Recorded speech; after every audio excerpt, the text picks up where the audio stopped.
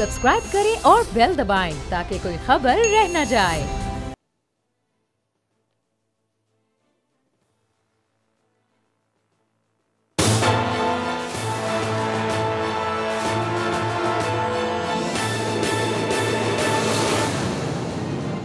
अस्सलाम वालेकुम नाज़रीन, मैं हूं आपका मेज़बान समी इब्राहिम और आप देख रहे हैं प्रोग्राम तज्ज़िया। आज जुम्मतुल मुबारक है, 12 रबीउल अव्वल भी। सब लोगों को जश्न विलादत नबी सल्लल्लाहु अलैहि वसल्लम मुबारक हो। अमूमी तौर पर जुमे वाले दिन मेरे साथ प्रोफेसर गनी जावेद होते हैं। कल भी मैंने यही ऐलान किया था कि आज प्रोफेसर गनी जावेद होंगे मेरे साथ और हम सितारों बरूज की जो गुफ्तगू है वो करेंगे। लेकिन कुछ मामलात इस तेज़ी से सियासी मामलात तब्दील हो रहे हैं कि हमें प्रोफेसर साहब से आज माज़रत करना पड़ी और उनकी जगह जो प्रोग्राम बहुत ही अहम एक मुल्की मामला, एक बहुत ही अहम इशू जिस पर मैं बात करना चाह रहा हूँ आज, और मेरे साथ हमारे जो डिफेंस के नुमाइंदे हैं, बहुत सीनियर जर्नलिस्ट हैं, अहमद मंसूर साहब, वो मेरे साथ हैं। उनका साथ साथ तज्ज़िया भी लेंगे क्योंकि ये डिफेंस को बहुत अरसे से कवर कर रहे हैं, तो वहाँ की बारीकियाँ, वहाँ की कॉम्प्लिकेशंस ये बहुत अच्छे तरीके से जानते हैं। 2-3 दिन से गुफ्तगू हो रही है जो अयाज सादिक साहब ने जो बयान दिया, फिर उसके बाद DGISPR की भी एक प्रेस कॉन्फ्रेंस हुई जिसमें उन्होंने कोई क्वेश्चन नहीं लिए, सिर्फ अपनी एक स्टेटमेंट दी, ये कहा कि जो रिकॉर्ड की दुरुस्तगी के लिए वो ये सारी गुफ्तगू कर रहे हैं। एक और गुफ्तगू हुई पार्लियामेंट में जो तहरीक इंसाफ के रुकन ने की, जिसने बहुत ज़्यादा नुकसान पहुंचाया। फवाद चौधरी साहब का मैं जिक्र कर रहा हूँ। जिस तरह अयाज सादिक की स्टेटमेंट को भारतीय मीडिया ने बहुत उछाला, लेकिन जब फवाद चौधरी की स्टेटमेंट आई तो उसके बाद अयाज सादिक की स्टेटमेंट को तो भारतीय मीडिया भूल गया। और अब पिछले 48-24 घंटे से जो वहाँ पर बात हो रही है वो ये है कि पुलवामा में जो अटैक हुआ था और जो पाकिस्तान पर भारत ने इल्ज़ाम लगाया था जिसका उसके पास कोई सबूत नहीं था, फवाद चौधरी साहब ने on the floor of the house ये बात कही कि पुलवामा जो है वो हमने किया, इमरान खान साहब की क़यादत में किया और पूरी कौम इसकी मुबारकबाद की मुस्तहिक है। मीडिया ने ये, जब भारतीय मीडिया ने ये सब कुछ उठाया तो फिर फवाद चौधरी साहब भी अयाज सादिक साहब की तरह यही कह रहे हैं कि मेरे बयान को भारतीयों ने तोड़ मरोड़ कर पेश किया। हकीकत क्या है हम सबको पता है। हकीकत तो ये है कि इसमें कोई शक नहीं कि पाकिस्तान पुलवामा का जो वाक़या था उसमें किसी तरह से भी शरीक नहीं है। और ये बात भी सही है कि वज़ीर ख़ारजा शाह महमूद कुरैशी की बिल्कुल टांगें नहीं लरज़ रही थी और अभिनंदन को जो छोड़ा गया था वो इसलिए छोड़ा गया था कि पाकिस्तान ये बताना चाहता था दुनिया को कि वो एक ज़िम्मेदार रियासत है। क्यों ये सब कुछ कहा जा रहा है और पाकिस्तान की फ़ौज, ये जो कुछ भी हो रहा है इसका निशाना पाकिस्तान की फ़ौज है। जो आज 3-4 सवालात हैं जो जिस पर मैं बात करूंगा। एक तो ये कि जब पाकिस्तान की फ़ौज के हवाले से गुफ्तगू की जा रही है, पाकिस्तान के सिक्योरिटी इदारों के हवाले से गुफ्तगू की जा रही है, तो पॉलिटिकल गवर्नमेंट हमारी जो है वो कहाँ पर है इस सारे मामले में। मेरा ये सवाल है जो मैं आज अहमद मंसूर साहब से पूछूंगा कि DGISPR को क्यों प्रेस कॉन्फ्रेंस करना पड़ी? वज़ीर दिफा कहाँ पर हैं? परवेज़ खटक साहब क्या कर रहे हैं? जब भारत में कोई बात होती है किसी हवाले से भी तो हमें राजनाथ जो उनके मिनिस्टर फॉर डिफेंस हैं वो हर तरह की गुफ्तगू करते हुए नज़र आते हैं। परवेज़ खटक साहब कहाँ चले गए? पाकिस्तान की जो सिविल गवर्नमेंट है वो पाकिस्तान की फ़ौज के हवाले से जो बात हो रही है, जो उनके ऊपर बेबुनियाद इल्ज़ामात लगाए जा रहे हैं, जिसमें नून लीग के लोग भी हैं, और सबसे बढ़ के जिसको भारतीय मीडिया उठा रहा है, जो मैं भी आपको सुनवाता हूँ, फवाद चौधरी ने ये जो बात कही है, इससे बड़ा खंजर पाकिस्तान की पुश्त में कोई नहीं घोंप सकता कि पुलवामा अटैक इमरान खान की सरबराही में पाकिस्तान, पूरी पाकिस्तानी कौम को मुबारकबाद। मैं अहमद मंसूर का इस बयान पर तज्जिया लेता हूं, लेकिन सबसे पहले मैं वो आपको फवाद चौधरी की गुफ्तगू सुनवाना चाहता हूं जिसको बाद में वो ये कह रहे हैं कि भारतीय मीडिया ने तोड़ मरोड़ के पेश किया। ज़रा वो फवाद चौधरी साहब की गुफ्तगू सुन लें आप। तमाद से उन्होंने आके ये बातें की यहाँ पर कि स्पीकर जनाब शाह महमूद कुरैशी साहब की टांगें कांप रही थी, कह रहे थे हिंदुस्तान हमला कर रहा है। हमने हिंदुस्तान को घुस के मारा है जनाब स्पीकर वहां पे। और पुलवामा में जो कामयाबी है, पुलवामा में जो हमारी कामयाबी है, वो इमरान खान की क़यादत में इस कौम की कामयाबी है। उसके हिस्सेदार आप भी सब हैं, उसके हिस्सेदार हम भी सब हैं। ये वो फरमा रहे हैं कि पुलवामा की जो कामयाबी है, घुस के हमने मारा है, ये फवाद चौधरी पार्लियामेंट में कह रहे हैं। यानी जो भारत का मुकदमा था पाकिस्तान के ख़िलाफ़, जिसको अभी तक पाकिस्तान ने डिफ़ीट किया इसलिए कि भारत के पास कोई इसका सबूत नहीं था, Fawad Chaudhry on the floor of the house ये कह रहे हैं कि पुलवामा की जो कामयाबी है वो पूरी कौम और आप भी उसके मुबारकबाद के मुस्तहक हैं। अहमद मंसूर, ये जो आपने बयान सुना और उसको भारतीय मीडिया जिस तरह से प्ले अप कर रहा है सारा, ये तो बिल्कुल एक जो पाकिस्तान के ऊपर जो इल्ज़ाम था उसको फवाद चौधरी ने बिल्कुल न सिर्फ तस्लीम किया बल्कि भारतीयों को फ्यूल प्रोवाइड किया।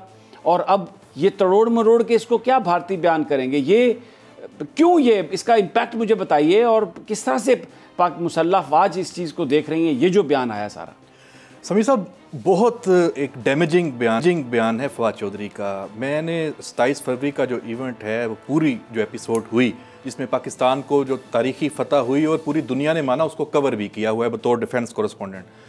और ये जो कह रहे हैं ना कि घुस के मारा, पाकिस्तान की जो क़यादत है फ़ौज की, जनरल बाजवा, उन्होंने उस वक्त भी इंतहाई दानिशमंदी, तदब्बुर और एक जुरतमंदी के साथ वो फैसले किए और उस तरीके से हैंडल किया कि दो एटमी ताकतें आपस में एक जंग में ना जाएं और पाकिस्तान जो उस चीज़ को जहाँ पे ख़त्म करे, एक अपर एज पे ख़त्म करे, विक्ट्री स्टैंड पे पाकिस्तान ज़रूर रहे, लेकिन इस तरीके से भारत की इस बेवकूफ़ी का जवाब दिया जाए कि दो एटमी ताकतें जंग में ना जाएं। घुस के हमने उस वक्त भी इसी वजह से नहीं मारा। पाकिस्तान के जो तैयारों ने जो अटैक किए थे वो हमारी अपनी एयर स्पेस में रहते हुए वो अटैक्स किए थे, जो टारगेट थे वो अचीव किए थे। और जब उनका त्यारा अभिनंदन का उन्होंने आए उसके काउंटर में मुकाबले में आए, उन्होंने मुकाबले में उनके त्यारे पाकिस्तान की हदूद पार की फ़ज़ाई, उनको गिराया गया, उनको मारा गया। तो ये जो बयान है फवाद चौधरी साहब का, ये बिल्कुल ही मतलब एक वज़ीर जब आप बयान देने लगे हैं कुछ इस मौके पे और आप देख रहे हैं कि अयाज सादिक एक आप उसे बोंगी कह रहे हैं, वो मार चुके हैं, आपने उसका जवाब देना है, तो आप ज़्यादा तैयारी में जाएं कि आप भी बोंगी ना मारें, आप उससे भी बढ़ के काम कर रहे हैं। ये जो बात है कि पुलवामा में जो कामयाबी हमने हासिल की और उसकी जो मुबारकबाद है पूरी आप इमरान खान की सरबराही में, और आप भी इसके मुस्तहक हैं। उन्होंने पुलवामा में इमरान खान साहब को भी इम्प्लिकेट किया कि जैसे प्राइम मिनिस्टर की अप्रूवल से ये सब कुछ हुआ। और ये जो घुसकर मारने वाली बात है, ये जहाज़ों के कॉन्टेक्स्ट में तो नहीं। मैं ये बात इसलिए कर रहा हूँ कि ये वो प्ले है, ये वो क्लिप है जो इंडियन मीडिया बार बार प्ले कर रहा है। इसको जो फवाद चौधरी साहब कहते हैं कि मैंने तरोड़ मरोड़ के इंडिया ने ये बयान जारी किया, ये तो एक बड़ा आसान तरीका है कि आप आके फ्लोर ऑफ द हाउस बात करें। एक और बात जो आप इसे जो मेरी गुफ्तगू हो रही थी कि क्योंकि ये पाकिस्तान के सियासतदानों को ये पता है, पाकिस्तान के आइन में ये बात है कि फ्लोर ऑफ द हाउस आप जो बात कहेंगे उसकी बुनियाद पर आपके ख़िलाफ़ कोई कार्रवाई नहीं हो सकती, आइन पाकिस्तान ये कहता है। तो ये जनाब मोहतरम अयाज सादिक साहब ने भी जो पाकिस्तान की एजेंसीज़ पर, पाकिस्तान की फ़ौज पर इल्ज़ाम लगाया, वो फ्लोर ऑफ द हाउस लगाया। और उसके बाद फवाद चौधरी भी आके जो उन्होंने पुलवामा के हवाले से बात कही, तो मुझे तो बड़ा एक मेडिटेशन के बाद दिया हुआ यह बयान लगता है। और इसने नुकसान कितना पहुंचाया मुझे ये बताइए। जो पाकिस्तान का सारा मुकदमा था पुलवामा का, पिछले 24-48 घंटे से इंडियन मीडिया इसी को प्ले कर रहा है। देखिए, उनको तो मौका मिला और अफसोस यही है कि इस दफ़ा अपोजिशन की बजाय मौका चंद घंटों के बाद ही हमारे अपने हुकूमती जो लोग हैं, जो आप बात कर रहे हैं पार्लियामेंट के फ्लोर पे बात करने की, वहाँ पे ये पता नहीं किसको खुश करना चाहते हैं, इनका अपना एजेंडा क्या है, कोई तैयारी करके नहीं आते। और वज़ीर आज़म इमरान खान की वो जिसे कहते हैं ना खुशामद के चक्कर में पता नहीं खुशामद कर रहे हैं या उनको उल्टा नुकसान पहुँचा रहे हैं। मतलब इनकी किसी जगह पे, आपको याद होगा कि प्राइम मिनिस्टर को भी इस बात का इदराक है कि उनके जो अपने वजीर हैं, अपने लोग हैं, वो भी इस तरह की गलतियां कर रहे हैं और वो ऑन गोल की बात कर चुके हैं कि अपने ही जो पोल में गोल। और फवाद चौधरी की तरफ उनका भी इशारा था। एक और बहुत ही एक रिस्पॉन्सिबल इदारे के आदमी से मेरी जो गुफ्तगू हुई, उसमें उन्होंने मुझे बताया कि बहुत सारे जो वज़रा हैं वो हर वक्त मदहोश रहते हैं। अब पता नहीं ताकत के नशे में मदहोश रहते हैं या कोई इर्द गिर्द के माहौल का असर है, लेकिन वो होश में नहीं रहते। और मुझे थोड़ा उनकी इस बात पे यकीन इसलिए आ रहा है, अभी मैं आपको एक और शॉर्ट सुनवाता हूँ, गुफ्तगू सुनवाता हूँ शाह फरमान साहब की, जो गवर्नर हैं केपी के। वो ज़रा वो सुनिए, वो कायद आज़म की जो मुस्लिम लीग की ज्वाइन करने की डेट्स हैं वो कौन सी बयान कर रहे हैं, ज़रा सुनिए।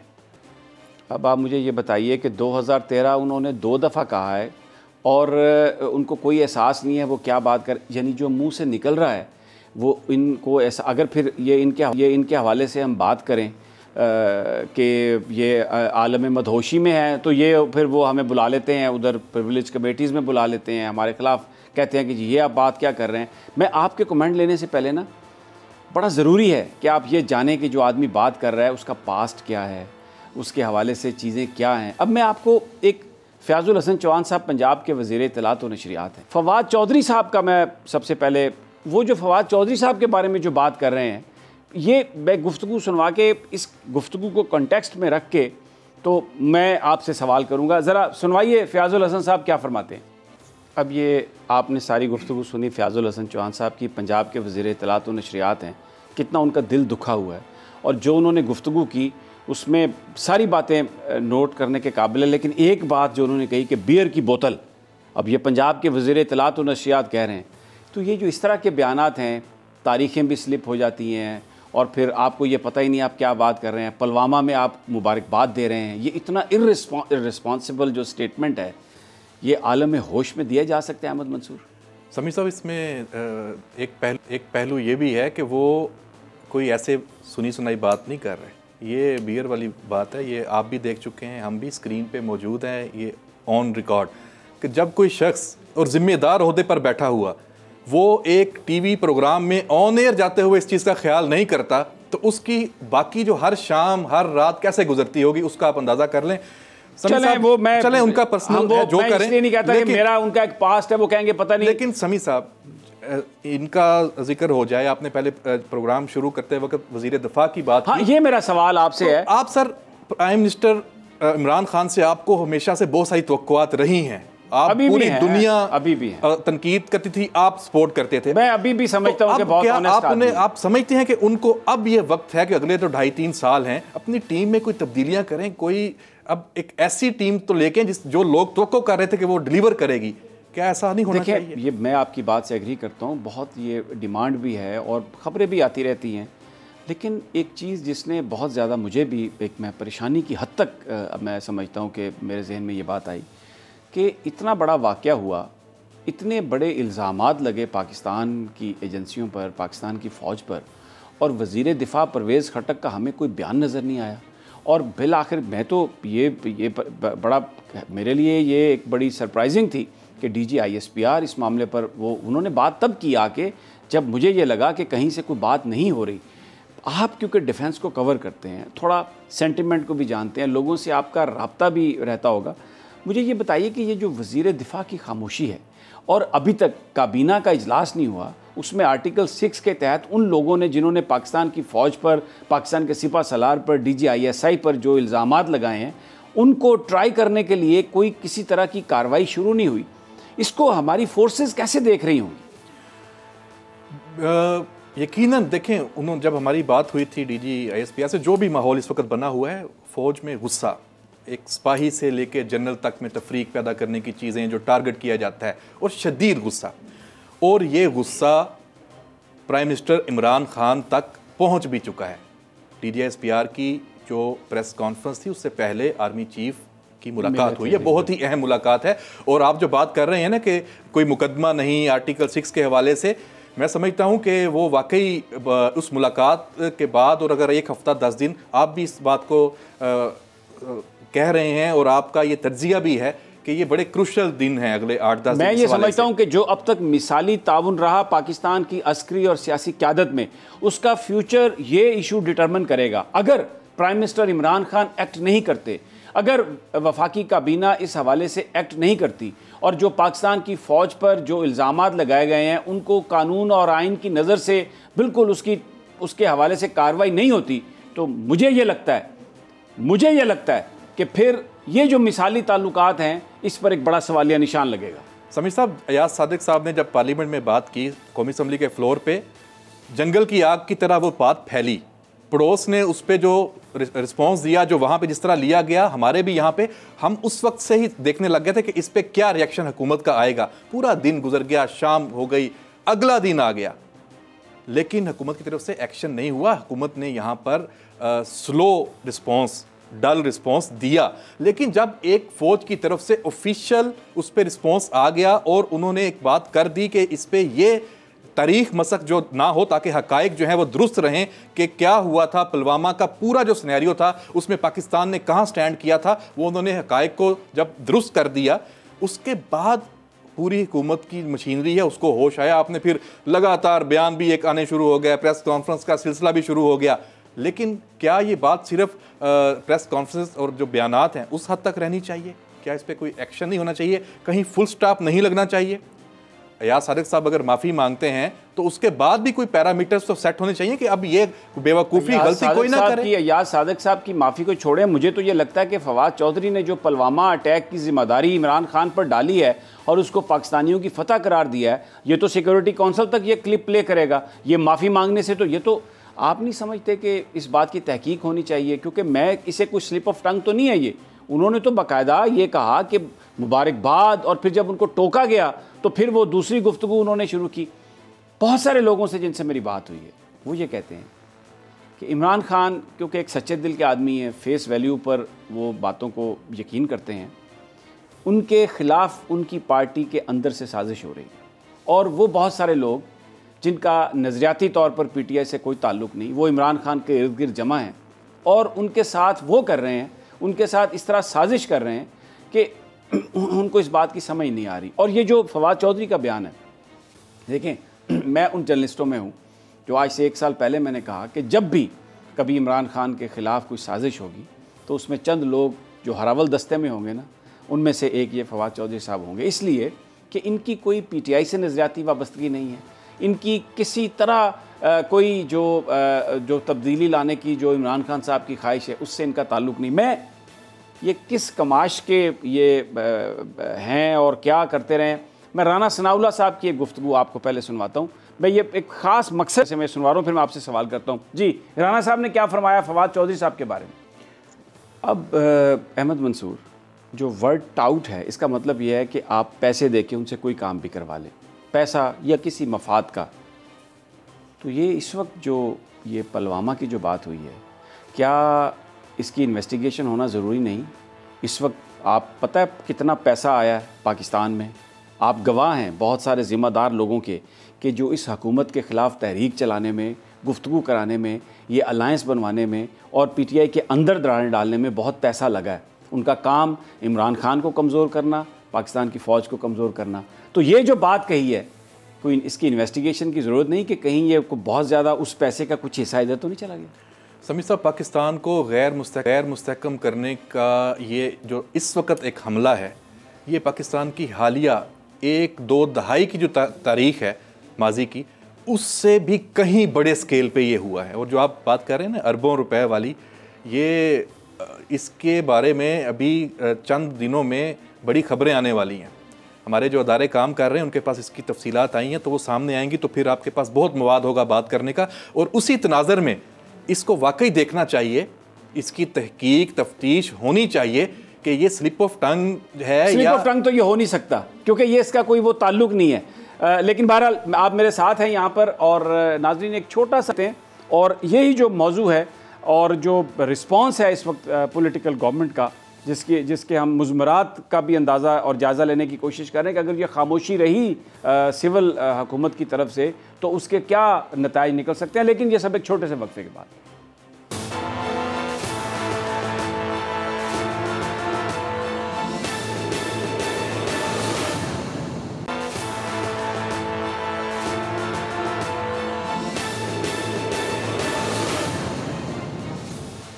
Welcome back. अहमद मंसूर मेरे साथ हैं, और जो इस वक्त बयानबाजी हुई है पाकिस्तान के दिफाई इदारों के हवाले से, उस पर जो पॉलिटिकल गवर्नमेंट है, जो वज़ीर दिफा हैं, उनका कोई बयान नहीं आया। प्राइम मिनिस्टर तो हमें बोलते हुए नज़र आए, बहुत गुस्से में थे और बहुत ज़्यादा उन्होंने गुफ्तगू भी की, लेकिन जो वज़ीर दिफा हैं उन्होंने किसी तरह भी कोई बात नहीं की। और हम फवाद चौधरी का जो बयान है पुलवामा के हवाले से, जिसने एक बहुत बड़ा इशू क्रिएट किया पाकिस्तान के लिए, भारतीय मीडिया ने उसको उछाला है, और ये एक तहकीक की ज़रूरत है इस हवाले से जो हम बात कर रहे हैं कि ये क्यों उन्होंने बयान दिया और किस आलम में थे जब उन्होंने ये बयान दिया। फवाद चौधरी साहब कोई नज़रियाती, उनका ताल्लुक कोई नज़रियाती वाबस्तगी नहीं है तहरीक इंसाफ से। वो मुख्तलिफ़ सियासी जमातों में मुख्तलिफ़ टाइम पे रहे। फ़याज़ुल हसन चौहान साहब की भी मैंने आपको गुफ्तगू सुनवाई। अब वो प्राइम मिनिस्टर जो इस वक्त इमरान खान है, वो उनके बारे में क्या कहते रहे हैं जब वो अपोजिशन में थे, वो सोचते क्या हैं प्राइम मिनिस्टर इमरान खान के हवाले से। मैं एक गुफ्तगू आपको वो भी सुनवाता हूँ, ज़रा सुनवाइए वो खान साहब के बारे में फवाद चौधरी साहब क्या ख्यालात रखते हैं। यानी वो ये कह रहे हैं कि ड्रग पैडलर्स, देखिए इसका एक कॉन्टेक्स्ट है। ये जो बात हो रही थी ये बेसिकली इमरान खान साहब पर बहुत सारे जो अपोजिशन के लोग हैं, नून लीग के लोग हैं या जो उनके मुखालिफिन हैं, वो अपनी प्राइवेट कन्वर्सेशन में भी ये इल्ज़ाम लगाते हैं कि शायद प्राइम मिनिस्टर जो हैं वो कोई स्मोक करते हैं कोई चीज़ को, नशा वशा। और ये जो सारी है उस कॉन्टेक्स्ट में वो ये कह रहे हैं फवाद चौधरी साहब के ड्रग पैडलर्स भरे हुए हैं और वहाँ पर वो क्या करप्शन के ख़िलाफ़ चलाएंगे। ये उनके ख़यालात हैं इमरान के बारे में जिस वक्त वो कभी वो पीपल्स पार्टी का हिस्सा रहे। अच्छा, फिर इमरान के बारे में सिर्फ उनके ये ख़यालात नहीं है। अब जिन लोगों के ख़िलाफ़ तहरीक इंसाफ एहतसाब का मिशन लिए हुए है, जिनको वो करप्ट समझते हैं इमरान खान और कहते हैं कि ये अरबों रुपए लूट के ले गए, और वो फेक अकाउंट केस भी आया जरदारी साहब के हवाले से जिसमें 800 अरब रुपए का वो केस है। जरदारी साहब के जो मोहब्बत है फवाद चौधरी साहब के दिल में, ज़रा वो भी सुन लीजिए क्या फरमाते हैं। यानी एहतसाब के हवाले से, जरदारी और पीपल्स पार्टी के हवाले से, उनकी करप्शन के हवाले से फवाद चौधरी के ये ख्यालात हैं। इमरान खान को ये कहते हैं कि वो ड्रग पैडलर्स के बीच में रहते हैं, ये उनके आपको ख्यालात दिखाएं। अच्छा, हामिद खान साहब, मैंने आपको सारी गुफ्तगू सुनाई, क्या उनको कहते हैं। एक बड़ी अहम बात है कि जो वर्ड दलाल है उसका मतलब ये होता है कि उसको आप पैसे दें और जो मर्ज़ी काम करवा लें। तो अब ये जो बात है, ये जो स्टेटमेंट है अहमद मंसूर, मेरा सवाल ये है कि अगर अयाज सादिक के ख़िलाफ़ अगर आर्टिकल 6 के तहत या उसके तहत कोई कार्रवाई होती है और ये नवाज शरीफ साहब के ख़िलाफ़, किसी के ख़िलाफ़, तो उनसे बड़ा सख्त बयान तो फवाद चौधरी ने दिया जिसमें वो पुलवामा की रिस्पॉन्सिबिलिटी जो है ना वो एक्सेप्ट कर रहे हैं। तो इसके साथ क्या किया जाए? बैलेंस किया जाए। अयाज सादिक के ख़िलाफ़ कार्रवाई है तो साथ फवाद चौधरी के ख़िलाफ़ भी होनी चाहिए, ताकि नज़र आए कि इस मामले में पिक एंड चूज़ नहीं है, ये कौमी सलामती का इशू है। इस पे कोई अपना प्यारा, कोई ख़ास, वो भी अगर हद क्रॉस करेगा तो उसको भी इजाज़त नहीं है। तो यहाँ पे एग्जांपल सेट होनी चाहिए। और बाकी फवाद चौधरी साहब की जो बात कर रहे हैं, उनके तो अभी भी सब जमातों से राब्ते हैं। आपसे, हमसे ये चीज़ें अफशा तो नहीं है। इस्लामाबाद में जो होटलिंग लोग करते हैं उन्हें पता है कि यहाँ पे ख़ास मार्केट में नशिस्तें होती हैं, वहाँ उनकी तमाम उन दोस्तों से डेली शाम की बैठक होती है जिनके साथ खिलाफ प्रोग्राम में बैठ के वो आपस में एक दूसरे के खिलाफ लगे होते हैं। उसमें पीपल्स पार्टी के भी हैं। 2-3 सियासतदान ऐसे हैं, जब वो पॉलिटिक्स में हैं, इक़्तिदार में हैं, तो वो पॉलिटिशियन हैं। उसके बाद वो क्या करते हैं, वो टीवी एंकर बन जाते हैं और वो टोपी पहन कर तो वो आके गुफ्तगू अपने आप को रेलेवेंट बनाने के लिए, अपने आप को क्रिटिसिज्म से बचाने के लिए, अपनी ये जो सारी बदकारियाँ हैं उनको छुपाने के लिए फिर वो मीडिया का रूप धार लेते हैं। और अगर उनके ख़िलाफ़ कोई काम हो तो फिर बहुत सारे यार लोग जो उनकी सोबत में हैं, जो उनसे मुस्तफ़ीज़ होते हैं, जो उनके साथ वो जो मशरूब मग़रिब है या मशरूब मशरक़ है या मशरूब जनूब है, उसकी महफ़िलों में शरीक होते हैं, तो वो उसको फिर आज़ादी इजहार का मसला भी बनाते हैं।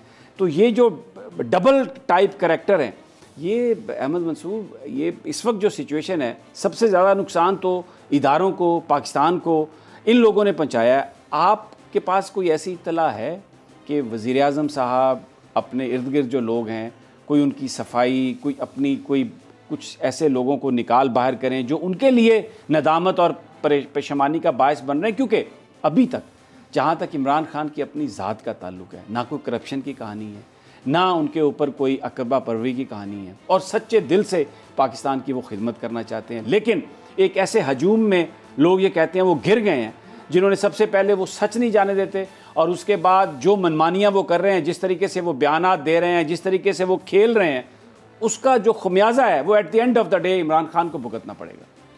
समीर साहब, ये बयानियाँ तो अब इसकी जगह बाकी नहीं रही कि इमरान खान साहब खुद करप्ट नहीं है, बिल्कुल ठीक है, नहीं है। 5 साल पूरे करते रहे और यही बयानियाँ साथ लेके चलते रहे, लेकिन जो टीम उन्होंने चूज़ की हुई है उसमें वो हौसला ही ना रखें कि अपनी टीम, वो ऐसी क्या मजबूरी है कि महंगाई बढ़ती जा रही है, जो जिम्मेदार गुजरा हैं उनके खिलाफ कार्रवाई नहीं है। चीनी की कीमत कहाँ पर चली जाती है? जो जिम्मेदार वुज़रा उनके साथ मौजूद हैं उनके खिलाफ कार्रवाई नहीं है, बल्कि वही सारे मामले को हैंडल कर रहे हैं। गंदम का जो माफिया है वो सारा उनकी अपनी पार्टी में भी उसी तरह बैठा हुआ है, बाकी पार्टियों में भी कोई कार्रवाई नहीं है। तो वहाँ पर उनको फिर लीडरशिप तो यहाँ पर दिखानी है। निकालें क्या पाकिस्तान के 22 करोड़ जो लोग हैं, या पीटीआई का जो करोड़ 1.5 करोड़ वोटर है, या उनके नीची सतह के लोग हैं, क्या उनमें 8, 10, 15, 20 लोग नहीं हैं जिनको हुकूमत में शामिल करें, नई टीम बनाएं, उनसे मुल्क को आगे लेकर चलें, मुल्क को चलाएं? ये क्या बात हुई कि खुद करप्ट नहीं है? भाई नहीं है करप्ट, हम हल्फ देते हैं नहीं है करप्ट, लेकिन अपने साथ जो करप्ट लोग हैं उन पर तो हाथ डालें। और ये जो ऐसा वज़ीर दिफा है जो इतना बड़ा वाक़या हुआ, उस पर एक उन्होंने लफ्ज़ कहना गवारा नहीं किया। अहमद मंसूर, एवरीवन, मैं तो I am shocked, are you? फिर इमरान खान साहब और इससे पहले जो पाकिस्तान की सियासत पर और इक़्तिदार पर हावी जमातें, उनमें क्या फ़र्क है? उस दौर अदवार में भी वज़ीर दिफा को सबसे एक मतलब ऐसी पोजीशन समझा जाता था कि उसने कोई काम ही नहीं करना। यहाँ भी उन्होंने उसी रवायत को आगे बढ़ाया है। भाई लगाएं कोई दबंग वज़ीर दिफा लगाने का मतलब ये थोड़ी होता कि आपने फौज के सामने आगे खड़े होना है, आपने साथ चलना है, रिलेशनशिप बनाना है, आपने डिफेंड करना है ना, डिफेंड भी करना है और उनकी जरूरियात का ख्याल भी करना है सारा। तो आप ऐसा बंदा लेके नजर तो आए, वो अपने दफ्तर पिंडी में वज़ारत दिफा का वहां तक नहीं जाते, वहां नहीं बैठते, उनका ना पता ना कोई अता। हम आज तक उनसे तो मैंने अगले 3-4 दिन पहले उनकी एक पिक्चर देखी है, किसी मंदिर में मूर्तियों को पता नहीं दूध से नहला रहे हैं, क्या कर रहे हैं, खुद भी प्रसाद खा रहे हैं, को मैंने ये देखी वीडियो उनकी। लगाएं बिल्कुल, या तो वो उनको समझाएं, एक मौका दें, उन्हें कहें कि भाई बहुत हो गया, आपकी जो जॉब है वो तो पूरी करें, वरना फिर उनको रिप्लेस करें। ऐसी क्या बात है? अहमद मंसूर मेरे साथ हैं, हम बड़ा इंपॉर्टेंट ये इशू है बात कर रहे हैं, लेकिन यहाँ पर वक्त हुआ एक छोटे से वक्फे का और फिर हम इस पर गुफ्तगू जारी करेंगे। और मैं अहमद मंसूर से पूछूंगा कि ये जो राफेल प्लेन लिए हैं भारत ने, और बड़ी वहाँ पर उनके सूरमा बड़ी धमकियाँ दे रहे हैं, बड़ी बात कर रहे हैं, और फिर ये भी खबरें आ रही हैं कि और बहुत सारा इलाका चाइना ने, लद्दाख में इंडिया का, वो अपने कब्ज़े में ले लिया है। तो ये जो सारी डेवलपमेंट है हमारे लिए किस तरह ये ट्रांसलेट होगी, लेकिन एक छोटे से वक्फे के बाद।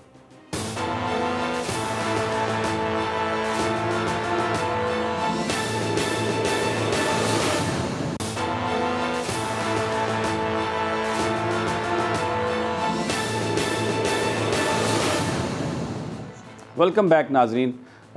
पाकिस्तान के जो चैलेंजेस हैं उन पर बात हो रही है। एक तो चैलेंजेस जो बाहर से आते हैं वो अपनी जगह पर मौजूद थे, लेकिन पाकिस्तान के अंदर जो गुफ्तगू शुरू हो गई है जिसमें अपोजिशन के लोग भी शामिल हैं और कुछ अहम हुकूमती अरकान भी शामिल हैं। ऐसा लग रहा है कि इमरान खान साहब भी टारगेट हैं, पाकिस्तान के इदारे भी टारगेट हैं इंटरनली। और वो जो पैसा आया, जो अहमद मंसूर ने भी बात की, और अगले हफ्ते तक उसकी बहुत सारी तफसीलात आ जाएंगी।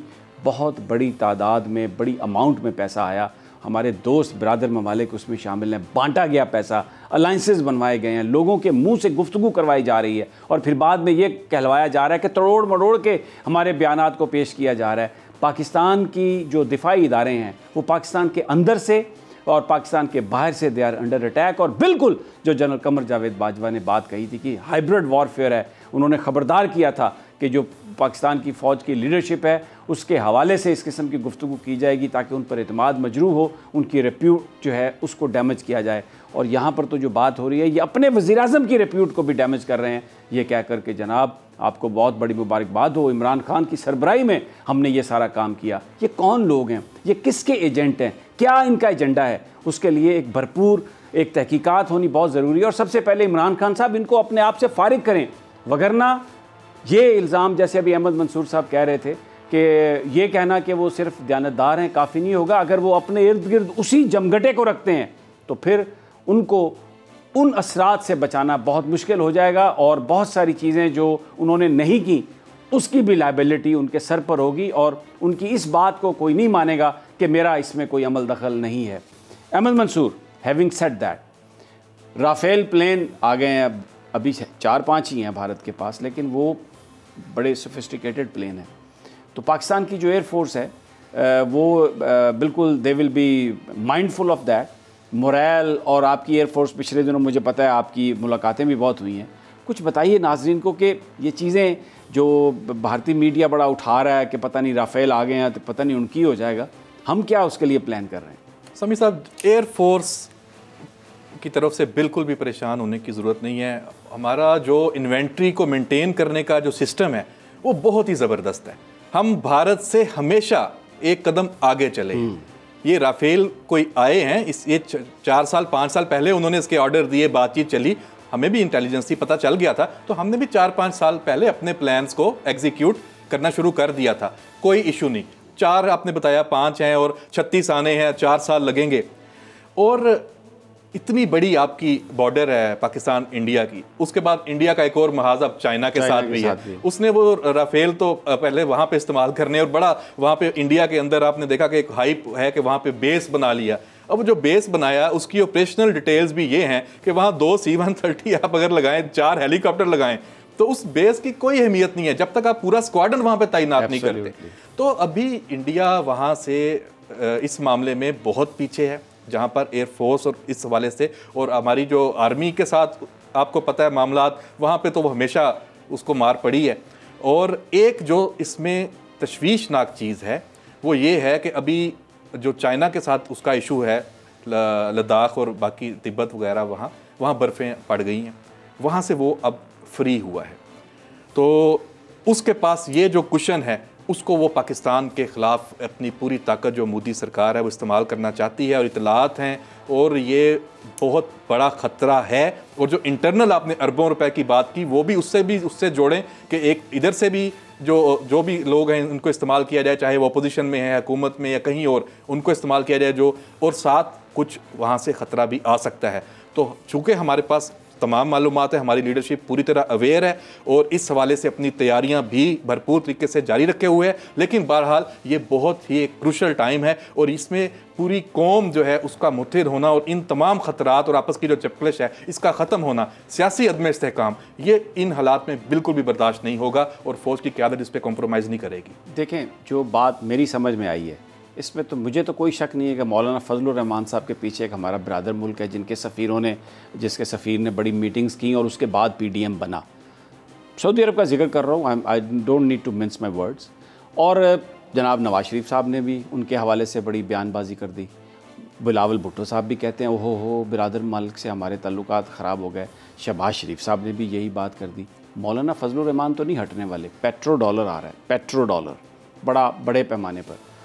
तो ये जो लोग हैं ये तो नहीं रुकेंगे, ये अगर इनके साथ सख्ती से नहीं निपटा गया। और जो अगर दूसरी तरफ इमरान खान साहब ने अपने घर को साफ़ नहीं किया, ये जो वज़ीर हैं, ये जो आके पार्लियामेंट में इस तरह के बयान देते हैं, कोई पुलवामा की बात करता है और वज़ीर दिफा साहब जो हैं वो बात ही नहीं करते।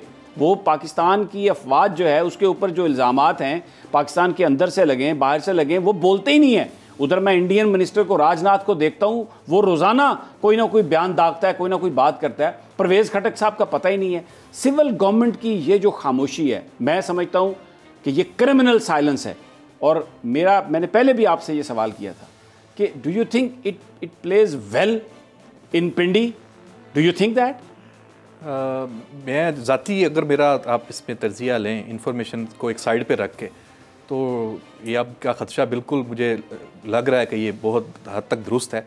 और ख़ान साहब को इस पे अगर वाकई उन्होंने कोई एक्शन उनकी तरफ से ना आया, वो एक आम तबसरा, आम ख्याल तो है ना कि खान साहब की हुकूमत को बहुत सपोर्ट किया है पिंडी से और सारा, और उनको यहाँ तक पहुँचाया। और अब अगर उन पर ये इधर गालब गलोच शुरू हुई है, ये तो खान साहब को चाहिए था कि वो आके कौम से एड्रेस करते और पूरी कौम को एतमाद में लेते, उनको बताते कि ये जो मिलिट्री लीडरशिप है और ये जो हमारा एक एक सिपाही है, ये पाकिस्तान के लिए क्या कुर्बानियां दे रहा है, और ये जो सारे इल्ज़ामात उन पे लग रहे हैं उसकी वजह क्या है, इसके पीछे कौन है। लेकिन वो उन लोगों को डिफेंड करने की कोशिश करते रहते हैं। समीर साहब, ये भी कभी किसी को तब्दीली नहीं किया, कभी किसी को निकाला ही नहीं। ये पॉलिसी भी लगती है कि ओपोजिशन और फौज को खान साहब चाह रहे हैं कि आमने सामने लगे रहे ताकि वो इधर से उनकी तवज्जो हटी रहे। ये बहरहाल इसको देखना पड़ेगा, ये अच्छी सूरत हाल नहीं है। ये बिल्कुल मैं एग्री करता हूँ आपकी इस बात से। आप इससे एग्री करते हैं कि वज़ीर आज़म को कौम से खिताब करना चाहिए, भरपूर अंदाज में पाकिस्तान की जो अफवाज है उसकी लीडरशिप को डिफेंड पब्लिकली भी करना चाहिए, और दूसरा कानूनी पहलू हैं उनको अगर आप नज़रअंदाज करेंगे तो इसका मतलब ये है प्रैक्टिकली कि you are not bothered about it.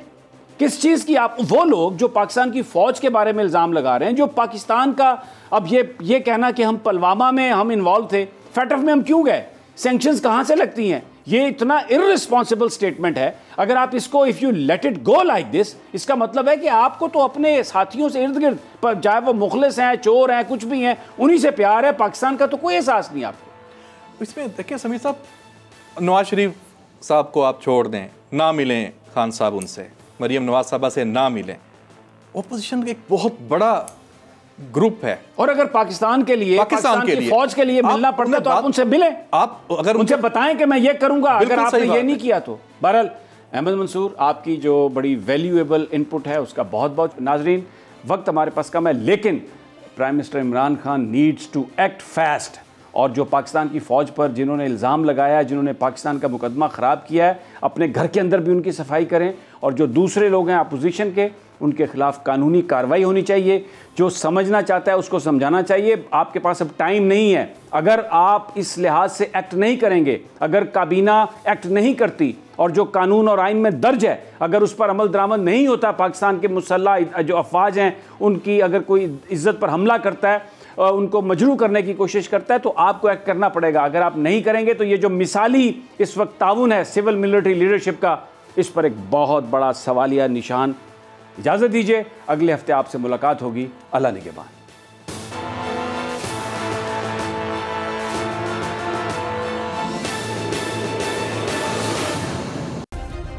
Subscribe करें और बेल दबाएं ताकि कोई खबर रह न जाए।